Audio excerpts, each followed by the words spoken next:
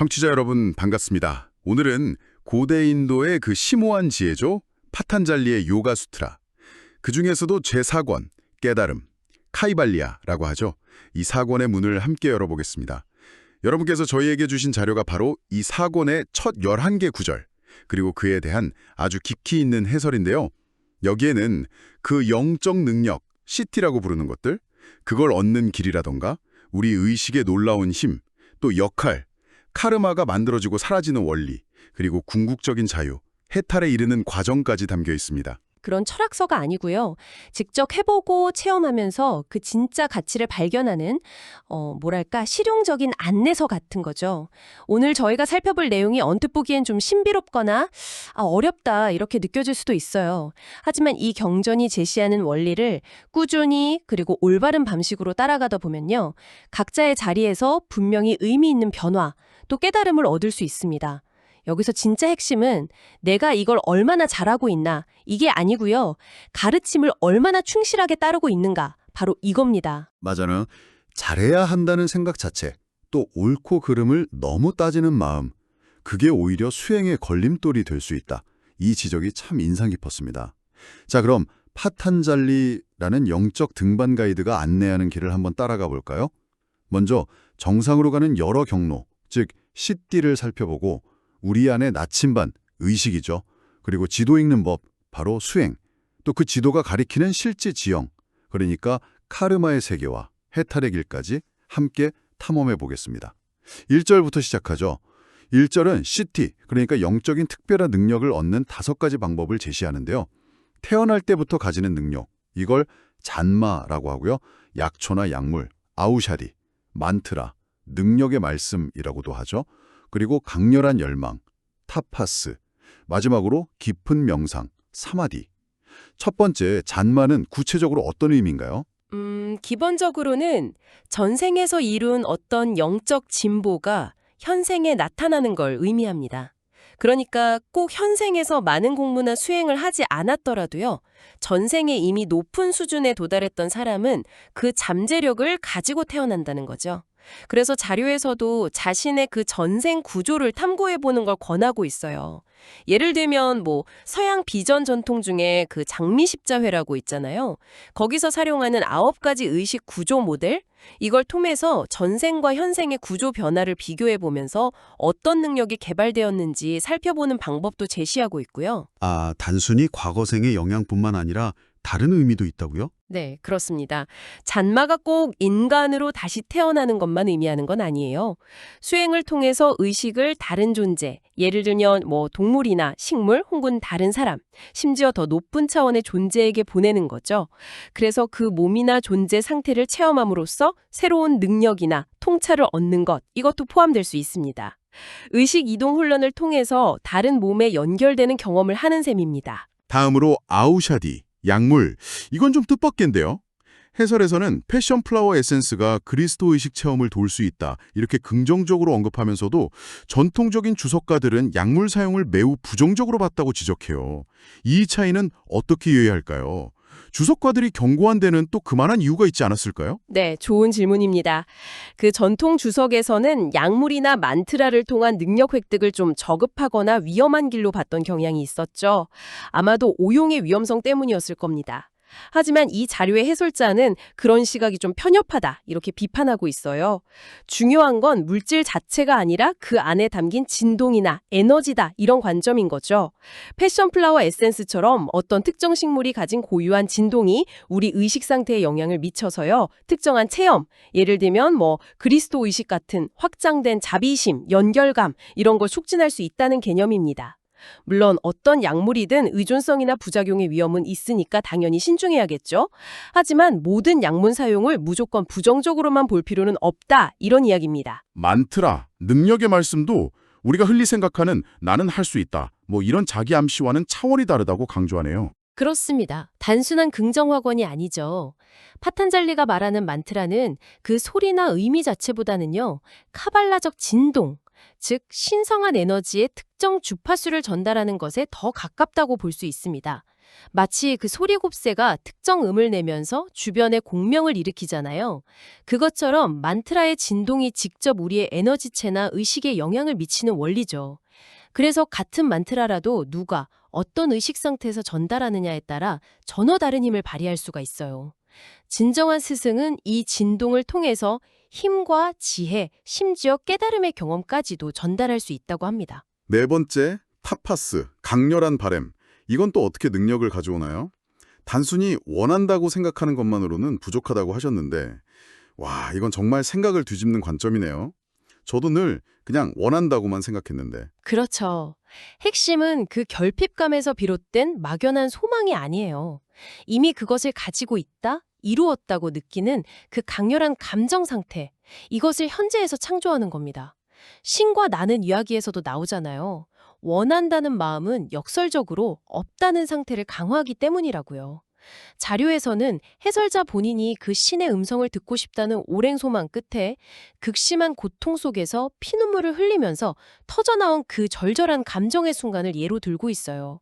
바로 그 절망감, 간절함 같은 극한의 감정, 그 자체가 강력한 창조 에너지가 되어서 문을 열었다는 거죠. 중요한 건 의지 자체보다 그 의지에 실린 감정의 폭발적인 힘입니다. 그 느낌을 현재에서 아주 생생하게 창조할 수만 있다면 결과는 이미 따라오기 시작한 거나 마찬가지라는 거죠. 마지막 다섯 번째는 사마디, 깊은 참선입니다. 이건 비교적 익숙한 방법인데요.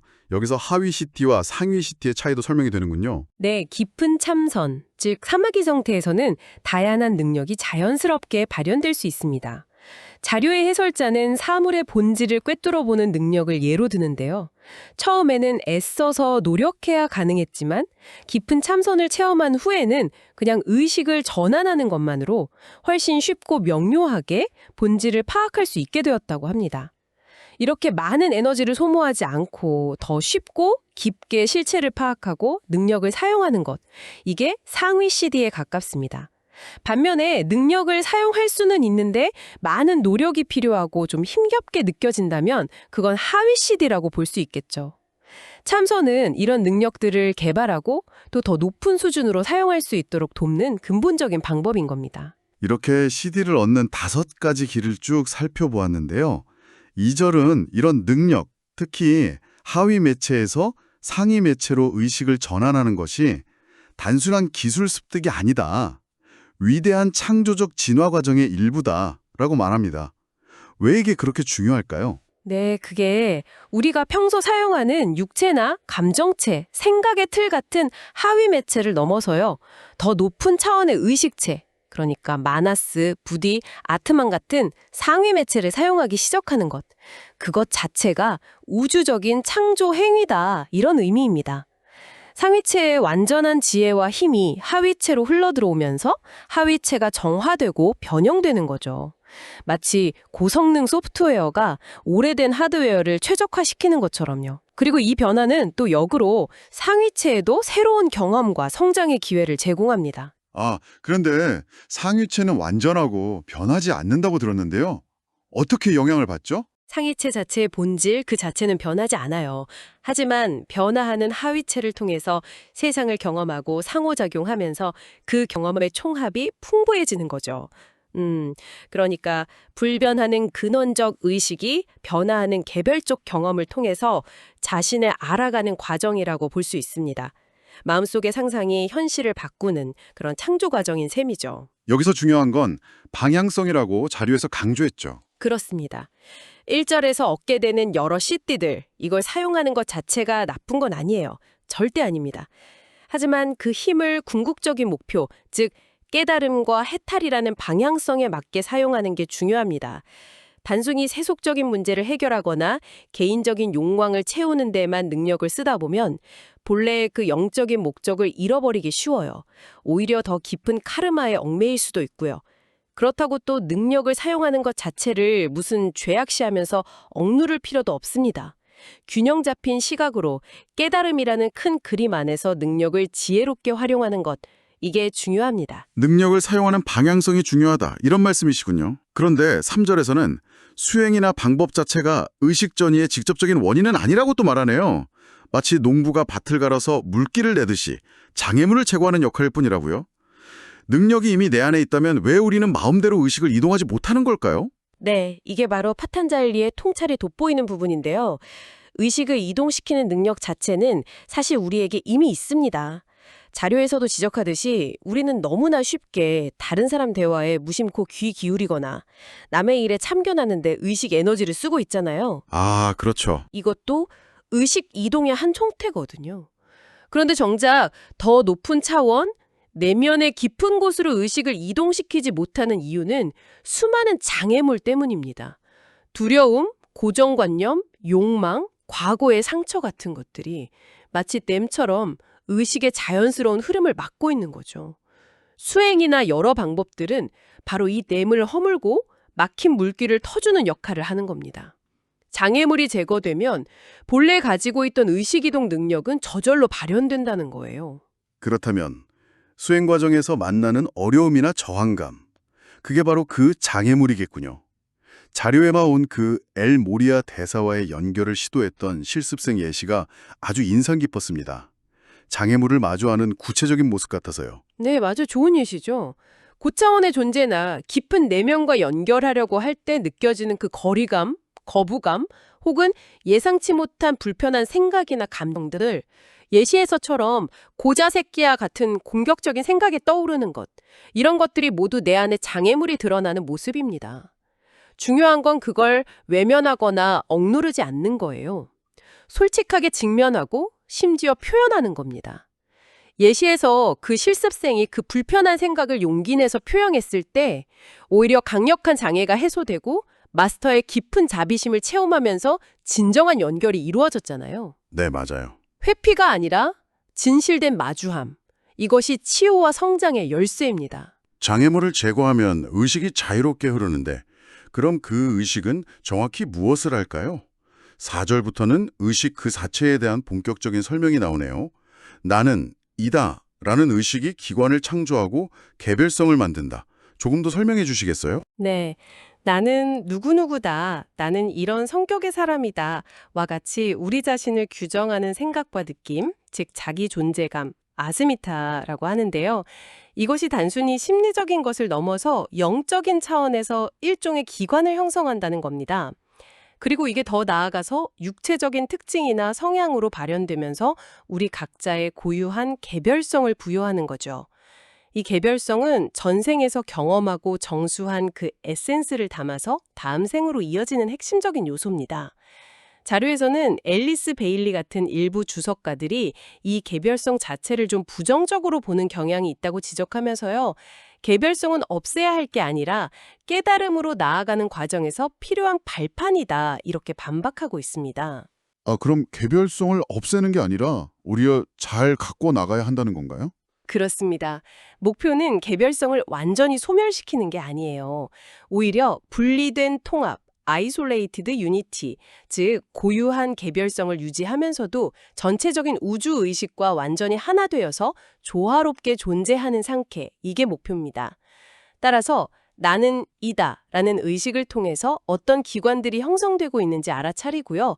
깨달음에 도움이 되는 방향으로 의도적으로 긍정적인 기관을 형성하고 강화하고 장애가 되는 부정적인 기관은 변화시켜 나가는 것, 이게 중요합니다.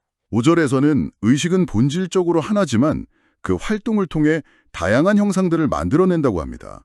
마치 하나의 배우가 여러 역할을 연기하는 것처럼요. 이게 왜 중요할까요? 내면에서 경험하는 온갖 생각, 감정, 환상, 심지어 명상 중에 나타나는 이미지나 소리까지도요. 근본적으로는 나 자신의 하나인 의식이 만들어낸 표현일 수 있다. 이걸 깨닫는 게 중요하기 때문입니다. 외부의 어떤 존재가 나에게 영향을 미치는 것처럼 느껴질 때조차도 그게 사실은 내 의식 활동의 반영일 수 있다는 가능성을 열어두는 거죠. 이렇게 되면 내면에서 일어나는 모든 현상에 대한 책임을 외부로 돌리는 대신에 나 자신에게서 그 근원을 찾고 변화시킬 힘을 얻게 됩니다. 내 안의 모든 것은 나의 창조물이다. 이 자각이 영적 성장의 기본 토대가 되는 거죠. 그리고 6절. 오늘 내용 중에 가장 충격적이면서도 동시에 가장 큰 희망을 주는 구절인 것 같습니다. 우리가 의식 활동을 통해 끊임없이 만들어내는 형상들, 이게 바로 카르마의 뿌리가 되는데 유일하게 참선, 사마디의 결과로 생긴 것만은 잠재적인 카르마를 만들지 않는다. 이게 맞나요? 바로 그 점입니다. 우리가 깨어있든 잠들어 있든 우리의 의식은 쉴 새 없이 생각하고 느끼고 상상하면서 미묘한 에너지 형태, 즉 상념체, 에리멘터리즈를 만들어내요. 이것들이 바로 카르마의 씨앗이 되어서 미래의 경험으로 나타나게 되는 겁니다. 마치 눈덩이처럼 계속 불어나는 빛과 같아서요. 이것들을 완전히 정화하고 빛으로 되돌리기 전에는 완전한 해탈이 불가능합니다. 그런데 파탄잘리는 여기서 놀라운 예외를 제시하는 거죠. 바로 깊은 참선 상태, 즉 사마디 상태에서 이루어지는 의식 활동은 새로운 카르마의 씨앗을 만들지 않는다는 겁니다. 아, 정말요? 네. 왜냐하면 그 상태는 개인적인 에고의 활동이 아니라 전체성과 연결된 순수한 의식의 활동이기 때문이에요. 이것이 바로 끊임없이 업을 쌓아가는 굴레를 멈추고 해탈로 나아갈 수 있는 어떻게 보면 유일한 문처럼 보입니다. 이게 뭐 면죄 이런 게 아니고요. 활동의 본질 자체가 다르기 때문이죠. 정말 중요한 지점이네요. 사마디 상태의 의식 활동만이 유일하게 새로운 카르마를 만들지 않는다. 그럼 이미 만들어진 카르마는 어떻게 하고 또 해탈한 사람은 어떻게 행동할까요? 7절은 해탈한 영혼의 행위에 대해 이야기합니다. 그들의 행위는 카르마를 쌓지 않는다고요. 네, 맞습니다. 바가바드기타에서도 강조하는 가르침과 같아요. 해탈한 영혼, 즉 지반묵타는 행위를 멈추는 게 아닙니다. 다만 그들의 행위는 성공이나 실패, 이득이나 손실 같은 이원적인 결과에 대한 집착 없이 이루어지기 때문에 새로운 카르마를 만들지 않는 거죠. 행위의 동기, 그리고 그 질이 달라지는 겁니다. 반면에 아직 해탈하지 못한 보통 사람들의 행위는 3가지 종류의 카르마를 낳는다고 하는데요. 자료의 해설자는 전통 주석에서 이걸 단순히 선악, 혼합으로 해석하는 걸 비판하면서요. 이것이 힌두 철학의 3가지 군화 있죠. 타마스, 무기력, 어둠, 라자스, 활동성, 욕망, 사트바, 조화, 순수. 이 성향에 기반한 이원적 행위를 의미한다고 설명합니다. 선과 악이라는 또 다른 이원성으로 해석하는 것은 오류다 이런 지적이죠. 8절에서는 이 3 종류의 카르마적 행위가 구체적인 결과를 낳기 위한 형상을 만들어낸다고 합니다. 자료에서 아주 생생한 비유를 들어 설명했죠. 네, 아주 흥미로운 비유인데요. 예를 들어서 실패가 두려워서 시도조차 하지 않는 타마스적인 행위. 어차피 안 될 거야 그냥 안 할래? 이런 행위는 의식 속에 마치 흙더미 언덕과 같은 장애물을 만든다는 거예요. 흙더미 언덕이요? 네. 당장은 실패를 피한 것 같지만 실제로는 자신의 인생길에 넘기 힘든 언덕을 쌓는 셈이죠. 또 하기는 하는데 불평불만 가득한 마음으로 하는 라자스적인 행위. 하기 싫은데 억지로 한다. 왜 나만 이걸 해야 해? 이런 마음은 뾰족뾰족한 구조물 같은 걸림돌을 만든답니다. 그래서 인생길을 순탄하게 가지 못하고 자꾸 부딪히거나 피해가야 하는 상황을 만들죠. 마지막으로 결단은 내렸지만 여전히 불안과 의심을 안고 행하는 사트바적인 행위. 하는 게 맞긴 한데 잘 될까? 불안하다. 이런 건 자욱한 안개나 먹구름 같은 혼미함을 만들어냅니다. 명료한 판단을 방해하고 확신을 갖지 못하게 만드는 거죠. 파탄잘리는 이런 의식 속의 창조물들이 결국 미래의 구체적인 사건이나 상황으로 현실화되어서 카르마의 결과를 체험하게 만든다고 말합니다. 마치 우리 마음속의 습관적인 길이 현실의 지형을 만들어내는 것과 같다고 할 수 있겠네요. 마음속의 길이 현실의 지형을 만든다. 와, 정말 강력한 표현이에요. 그리고 구졸은 이 카르마의 영향력이 시공간을 초월한다고 강조합니다. 전생의 다른 곳에서 지은 업이라도 현생에 영향을 미친다는 거죠. 맞습니다. 우리가 과거 어느 생에 어느 나라 어느 인종으로 살았든 거기서 지은 업의 결과는 시공간을 넘어서 현생에 우리에게 영향을 미칩니다. 그 연결고리는 바로 우리의 의식 그리고 그 안에 저장된 기억입니다. 여기서 기억은 단순히 우리가 의식적으로 떠올릴 수 있는 것뿐만 아니라 무의식적인 습관, 성향, 반복되는 패턴까지 다 포함하는 개념이에요. 대부분의 사람들은 이 과거의 기억, 즉 습관의 프로그램대로 살아가죠. 하지만 우리 영혼의 또 다른 중요한 측면인 의지, will, 이 의지의 힘을 통해서 이 패턴을 인식하고 변화시킬 가능성이 있습니다. 습관에 그냥 끌려가는 인생이 아니라 의지를 통해서 운명을 창조하는 인생으로 전환하는 것. 이게 영적 수행의 중요한 목표 중 하나입니다. 카르마의 힘이 이렇게 강력하고 오래 지속된다면 정말 벗어날 수 있는 걸까요? 10절은 의식이 만들어낸 이 형상들이 살려는 영원한 욕망 때문에 시작을 알 수 없는 과거부터 존재해왔다고 말합니다. 마치 영원히 멈추지 않는 것처럼 들리는데요. 그럼 형상 만들기를 멈추는 건 불가능한 건가요? 자료의 해설자는 바로 그 점을 지적합니다. 의식 활동 자체, 즉 형상을 만드는 행위 자체를 멈추는 것은 불가능할 뿐 아니라 바람직하지도 않다고 말해요. 일부 수행 전통에서 강조하는 완전한 무의나 활동 중지와는 다른 관점이죠. 중요한 것은 활동을 멈추는 것이 아니라 활동의 질을 바꾸는 겁니다. 앞서 말한 해탈한 영혼처럼 집착 없이 행위하고 타마스, 라자스, 사트바라는 세 가지 군하의 이원적인 속박에서 벗어나서 행위하는 거죠.